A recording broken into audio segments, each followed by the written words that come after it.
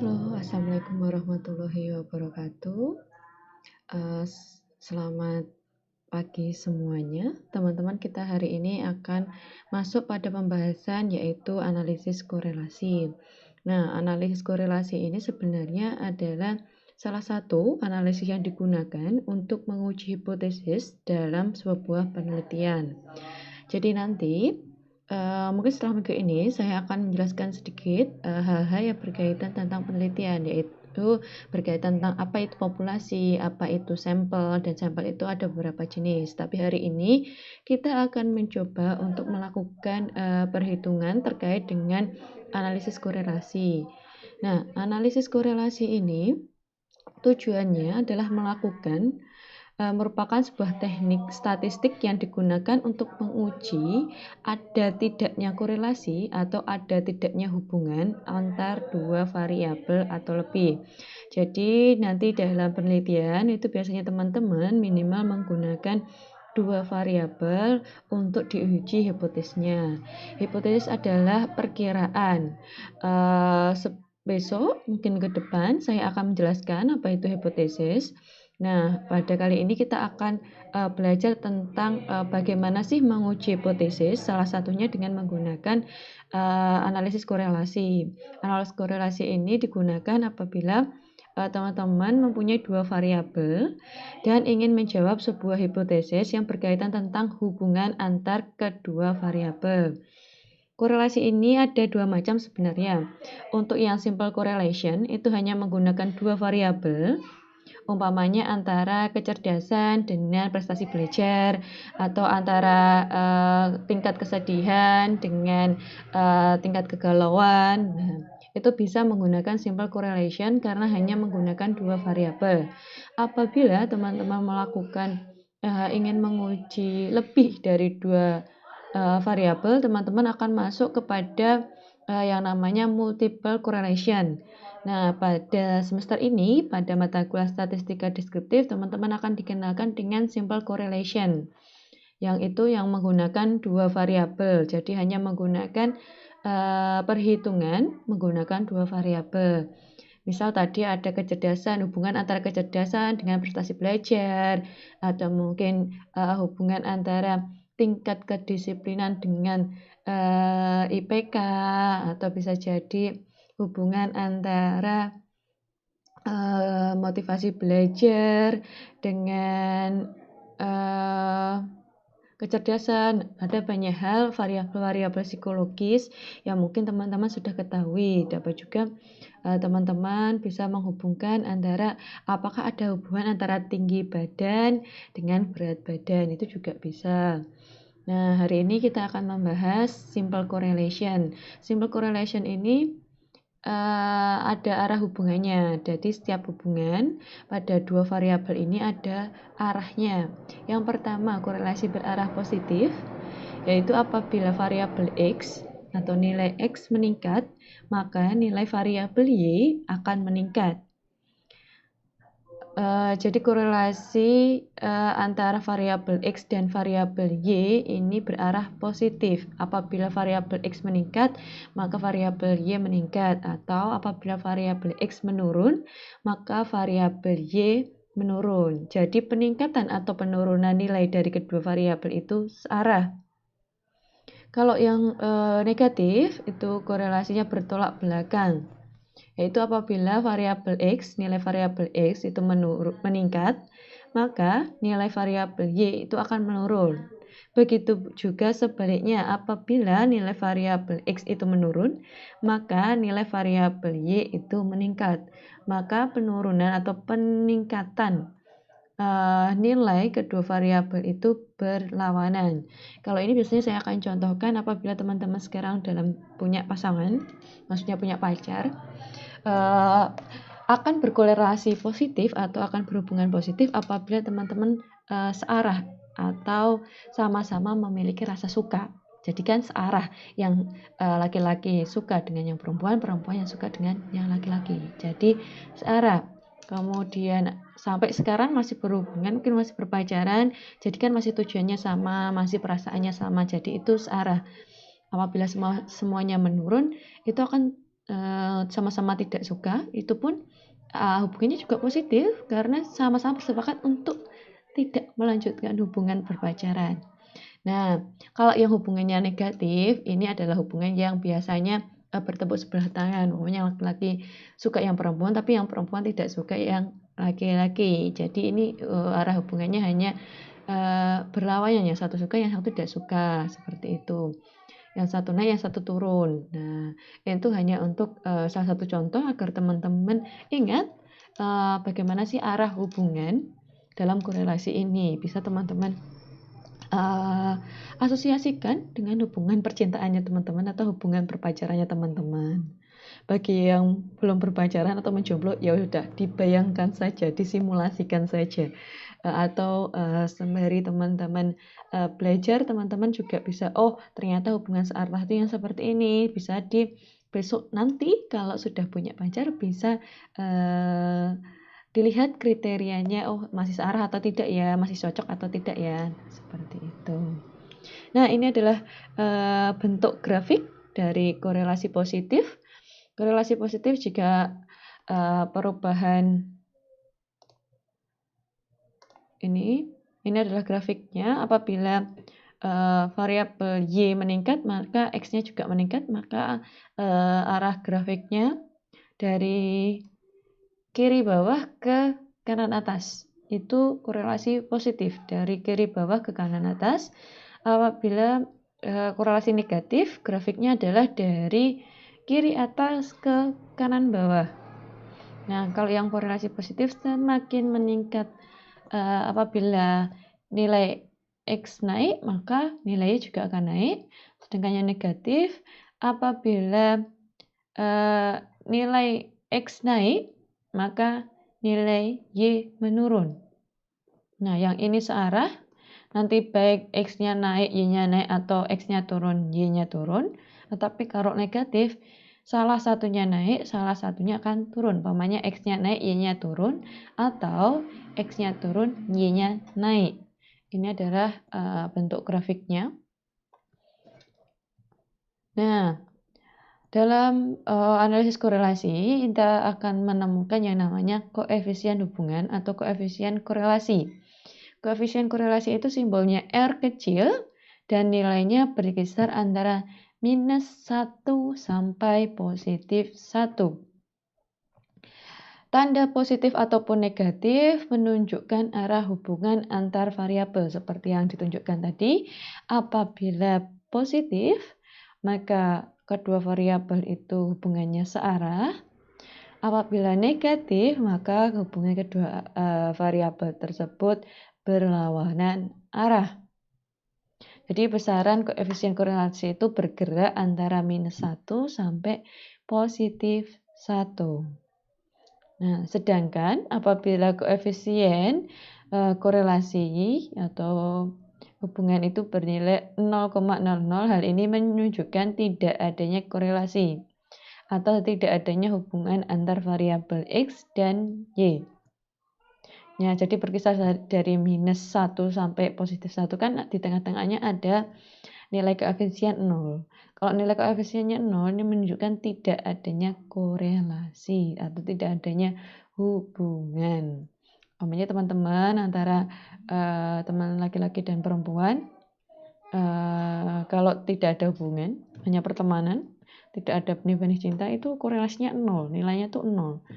Tapi kalau sudah negatif berarti kemungkinan teman-teman itu sedang tidak suka dengan temannya, entah perlawanan jenis atau sama jenis, mungkin pertemanan dalam sama perempuan atau sama laki-laki. Kalau negatif berarti hubungannya sedang tidak baik. Kalau positif hubungannya sedang baik-baik saja. Karena kalau positif biasanya yang satu bilang, ayo kita nonton, semua ikut nonton. Ayo kita makan, ya semuanya makan. Kalau yang negatif kan yang satu pengen nonton, tapi yang satu pengen makan.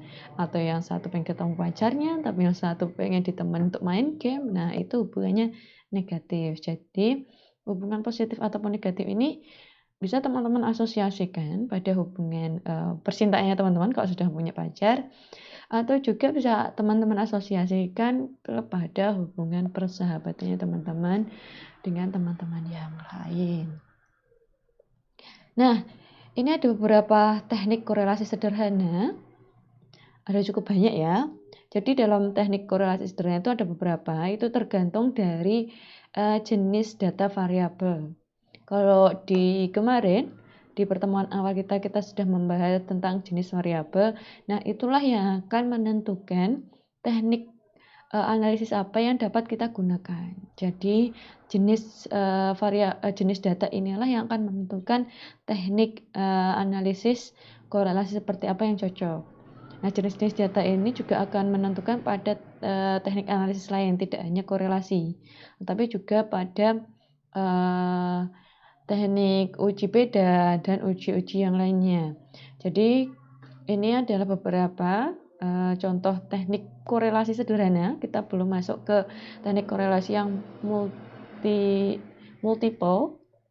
Jadi ini masih yang sederhana, yang multiple itu akan kita bahas di mata kuliah selanjutnya, yaitu statistika inferensial. Nah, untuk beberapa jenis teknik korelasi sederhana, yang pertama itu ada teknik korelasi product moment.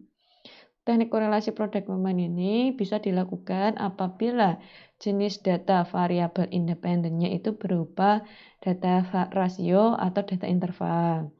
Dan jenis data dependennya pun rasio atau interval. Sedangkan teknik korelasi untuk tata jenjang atau range order ini hanya bisa dilakukan apabila jenis data variabel independennya ordinal dan jenis data variabel dependennya juga ordinal. Untuk teknik korelasi P ini bisa digunakan untuk korelasi dengan jenis data variabel independennya nominal dan variabel dependennya juga nominal. Sedangkan untuk teknik korelasi point biserial atau point serial ini bisa digunakan apabila jenis data independen variabelnya adalah nominal dan jenis data variabel dependennya adalah rasio atau interval. Sedangkan pada teknik korelasi serial itu bisa digunakan apabila jenis data variabel independennya ordinal dan jenis data variabel dependennya adalah rasio atau interval. Sedangkan teknik korelasi kontingensi itu hanya bisa dilakukan apabila jenis data variabel independennya nominal dan jenis data variabel dependennya ordinal. Jadi ada beberapa teknik korelasi ini dipilih atau digunakan berdasarkan jenis data yang teman-teman miliki. Jadi ketika jenis datanya berbeda maka teknik korelasinya berbeda. Jadi teman-teman tidak bisa asal menggunakan teknik korelasi product moment apabila variabel jenis data variabel independennya nominal, itu berarti teman-teman tidak bisa menggunakan teknik korelasi product moment. Seperti itu. Jadi teknik korelasi itu ditentukan dari jenis data dari variabel yang teman-teman miliki. Jenis datanya itu apa? Kalau jenis datanya aja teman-teman tidak tahu atau tidak bisa nge-track, tidak bisa mengenali, maka teman-teman tidak bisa melakukan teknik korelasi selanjutnya, tidak bisa memilih dengan tepat teknik korelasi apa yang akan kita pilih atau yang akan kita gunakan untuk menguji hipotesis kita. Untuk pertemuan kali ini kita hanya akan membahas satu teknik korelasi, yaitu teknik korelasi product moment, sehingga jenis data yang akan digunakan pada variabel independen dan variabel dependen yaitu jenis data rasio atau interval. Jadi kedua variabel ini memiliki jenis data rasio atau interval. Ini kan sama ya. Oke, kita akan masuk ke dalam teknik analisis korelasi product moment. Teknik korelasi ini digunakan untuk menguji ada tidaknya korelasi atau hubungan dua variabel yang jenis data variabelnya masing-masing adalah interval atau rasio yang berwujud skor. Kemudian data sampel yang digunakan harus berasal dari populasi yang berdistribusi normal. Jadi distribusi datanya harus normal. harus memenuhi kaidah kurva normal. Kemudian hubungan antar variabel dependen dan variabel independen merupakan hubungan yang linear atau dalam satu garis lurus seperti ini. Jadi hubungan antara X dan Y itu dalam satu garis lurus, tidak boleh dalam satu garis yang lengkung seperti lonceng atau melengkung seperti ini. Jadi tidak boleh jadi dalam korelasi produk momen itu harus linear, lalu seperti ini, tidak berbentuk yang seperti ini, itu tidak boleh, ataupun bentuk grafiknya itu seperti ini.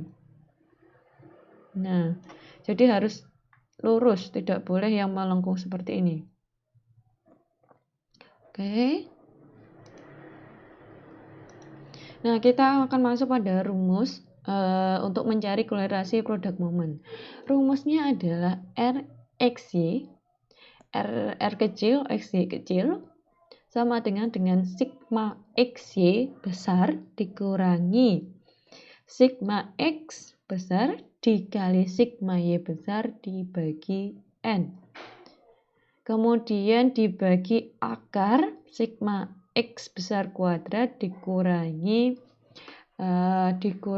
sigma X dalam kurung kuadrat dibagi N dikali sigma Y kuadrat dikurangi sigma Y dalam kurung kuadrat Y kuadrat dibagi N. RXY adalah korelasi, X besar adalah skor nilai variabel dependen, dan Y adalah skor nilai variabel independen.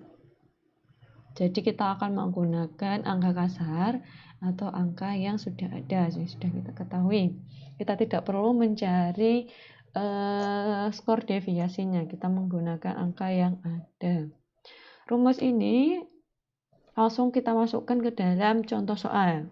Contoh soalnya adalah lakukan analisis korelasi pada variabel nilai potensi akademik Y dan nilai tes kemampuan umum X.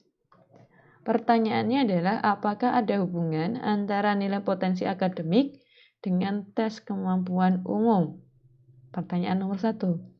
Sedangkan pertanyaan nomor 2, jika iya, maksudnya jika ada hubungan, berapa sih sumbangan efektif dari nilai potensi akademik Y terhadap nilai tes kemampuan umum atau X?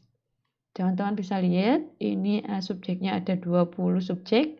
Kemudian inilah hasil tes kemampuan umum, nilainya seperti ini. Sedangkan tes potensi akademik, ini nilainya. Oke. Ingat ya, kita harus menjawab 2 soal. Nah, sebelum kita bisa menjawab, kita cari dulu X kuadratnya. Kita total dulu. Ya, ini tes kemampuan umum, X-nya kita total.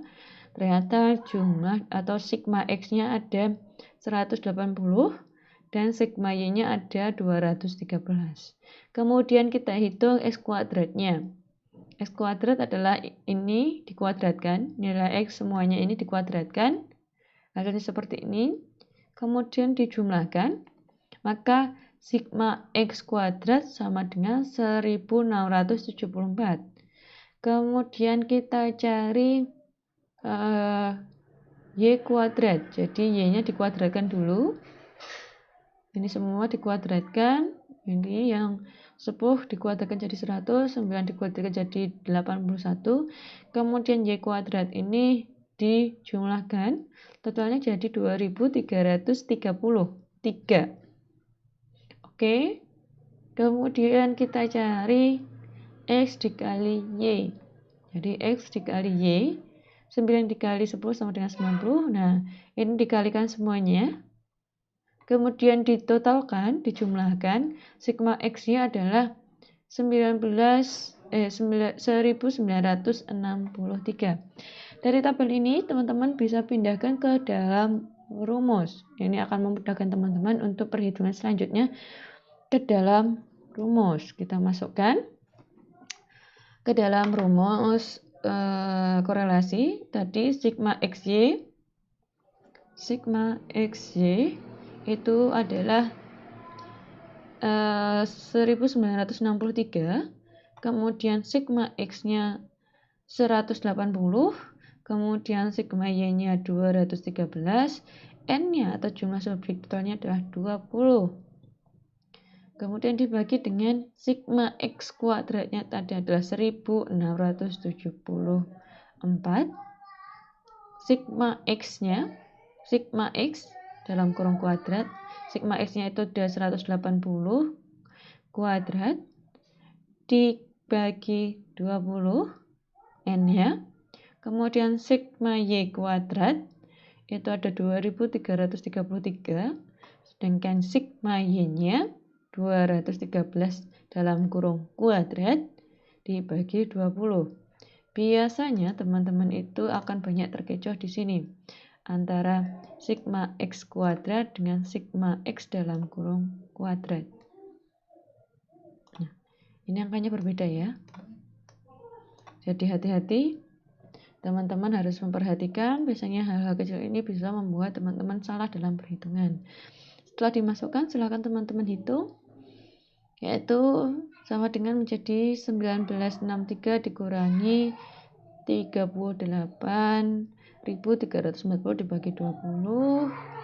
Kemudian yang di bawah juga, yang di dalam ini 180 dikuadratkan, terus ini juga 213-nya dikuadratkan, hasilnya seperti ini.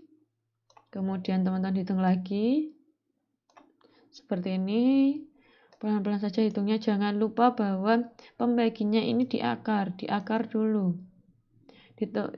diselesaikan perhitungannya yang bawah, kemudian di akar, jadi hasilnya adalah 46 dibagi 59,04. Maka hasilnya dari korelasi X dan Y sama dengan 0,779. Di depannya tidak ada tanda negatif ya, berarti ini artinya adalah ada tanda positif di depan angka 0,779. Tanda positif ini nanti yang akan menunjukkan arah hubungan atau arah korelasi dari perhitungan kita. Oke, kita sebelum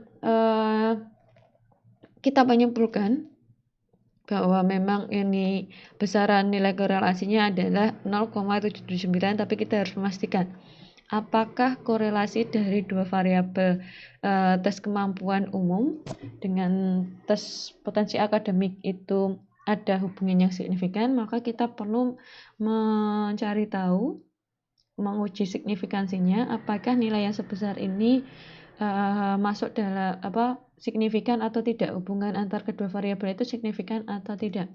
Kita harus melakukan uji taraf signifikansi korelasi. Yang pertama adalah teman-teman harus memiliki tabel R-tabel yang menunjukkan taraf signifikansi korelasi. Nanti sudah saya R-tabel ini akan saya lampirkan ke dalam e-learning, jadi teman-teman nanti tinggal buka saja di sana. Cara menggunakan R-tabel ini teman-teman tinggal cari jumlah N yaitu 20 ke dalam R-tabel. R-tabel ini ada yang 5% dan ada yang 1%. Jadi kita teman-teman tinggal lihat, oh N-nya 20. Untuk yang persentase yang 5% berarti nilainya adalah 0,444. Sedangkan yang 1% nilainya adalah 0,561. Berarti R 5% sama dengan 0,444 dan R 1% sama dengan 0,561. Dengan kaidah signifikansi, teman-teman harus ingat ini akan menentukan apakah hubungan kedua variabel itu signifikan atau tidak, yaitu apabila korelasi RXY itu lebih besar dari nilai R 5%, yaitu 0,444, itu berarti hubungan kedua variabel X dan Y itu signifikan. Kemudian apabila nanti teman-teman pilih salah satu, apabila nilai RXY-nya teman-teman itu lebih besar dari R1%, maka bisa dinyatakan sangat signifikan. Jadi nanti ketika nilai RXY-nya lebih besar dari R1% ini, maka dapat dinyatakan bahwa hubungan kedua variabelnya teman-teman itu sangat signifikan. Kemudian apabila nilai RX-nya teman-teman itu kurang dari atau sama dengan R5%, maka dinyatakan hubungan kedua variabel X dan Y itu tidak signifikan. Oke. Jadi teman-teman harus tahu bahwa besaran nilai korelasi kita adalah 0,779, tapi nilai ini belum ada artinya apabila kita belum mengetahui apakah nilai tersebut signifikan, sangat signifikan atau tidak signifikan. Sehingga teman-teman harus mencari ke dalam R-tabel R5% itu berapa, R1% itu berapa. Setelah mengetahui, teman-teman harus apakah nilai RXY-nya itu lebih besar dari R5% atau lebih besar dari R1%, atau RXY-nya itu justru kurang dari atau sama dengan R5%. Untuk menyatakan ada besaran RXY itu signifikan atau tidak signifikan. Seperti itu. Baru dapat disimpulkan untuk jawaban nomor 1 seperti ini. Dari hasil perhitungan di atas diketahui bahwa nilai RXY-nya adalah 0,779. Itu berarti lebih besar dari R1% yaitu 0,561. Sehingga dapat disimpulkan bahwa ada hubungan positif, karena tidak ada tanda negatifnya ya, ada hubungan positif yang sangat signifikan antara nilai tes kemampuan umum dengan nilai tes potensi akademik. Artinya, hubungan positif itu menunjukkan bahwa semakin tinggi nilai tes kemampuan umum, maka semakin tinggi pula nilai tes potensi akademik. Begitu juga sebaliknya, apabila semakin rendah nilai tes kemampuan umum, maka akan semakin rendah nilai tes potensi akademik. Nanti ya akan menjadi titik inti dari analisis korelasi ini adalah bagaimana teman-teman menyatakan kesimpulan dari perhitungan yang sudah kita lakukan tadi. Jadi teman-teman harus menyatakan apakah dari perhitungan R tadi dan perbandingan dengan kaidah signifikansinya, teman-teman menyatakan ada hubungan atau tidak. Bila ada hubungan, teman-teman harus tegas menyatakan bahwa ada hubungan, arah hubungannya seperti apa, positif atau negatif, dan hubungannya itu signifikan atau tidak. Apabila teman-teman menyatakan bahwa ternyata hubungannya tidak signifikan, ya sudah, berarti kan ininya tidak, berarti kan nilai RX-nya lebih kecil dari R5%. Jadi disinilah teman-teman harus menyimpulkan apakah data yang teman-teman hitung itu ada hubungan dan bagaimana arah hubungan tersebut. Kemudian teman-teman harus bisa mengartikan arah hubungannya itu seperti apa, positif atau negatif. Kalau positif itu seperti apa, kalau negatif itu seperti apa. Jadi sampai sini teman-teman harus mulai berhati-hati. Oke, jawaban nomor 1 sudah selesai, maka kita akan beralih pada jawaban nomor 2, yaitu pertanyaannya adalah jika ada hubungan, berapa besar sih sumbangan efektif dari tes kemampuan umum dipengaruhi oleh tes potensi akademik. Jadi seberapa besar pengaruh dari tes potensi akademik terhadap tes kemampuan umum.